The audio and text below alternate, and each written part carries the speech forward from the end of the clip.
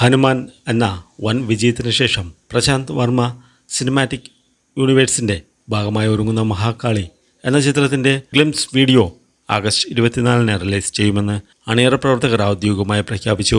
Mahakali the ends begins എന്ന ഡയലോഗിനോടെയാണ് ഈ update എത്തിയിരിക്കുന്നത്. ഇന്ത്യയിലെ ആദ്യത്തെ വനിതാ സൂപ്പർ ഹീറോ ചിത്രമെന്ന വിശേഷണത്തോടെ എത്തുന്ന ഈ ബിഗ് ബഡ്ജറ്റ് ചിത്രത്തിൻ്റെ കഥയും തിരക്കഥയും ഒരുക്കിയിരിക്കുന്നത് പ്രശാന്ത് വർമ്മയാണ്.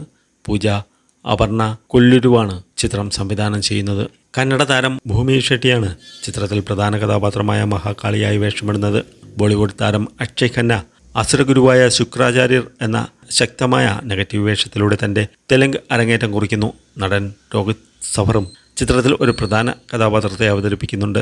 ഇന്ത്യൻ പുരാണങ്ങളിൽ നിന്ന് പ്രചോദനം ഉൾക്കൊണ്ട് നിർമ്മിക്കുന്ന ഈ ചിത്രം കറുത്ത ചർമ്മനിറമുള്ളവരോടുള്ള വിവേചനം, സ്ത്രീകളുടെ ആന്തരിക കരുത്ത്, സ്വത്വബോധം വീണ്ടെടുക്കൽ തുടങ്ങിയ ശക്തമായ സാമൂഹ്യ പ്രമേയങ്ങൾ കൂടി ചർച്ച ചെയ്യുന്നു.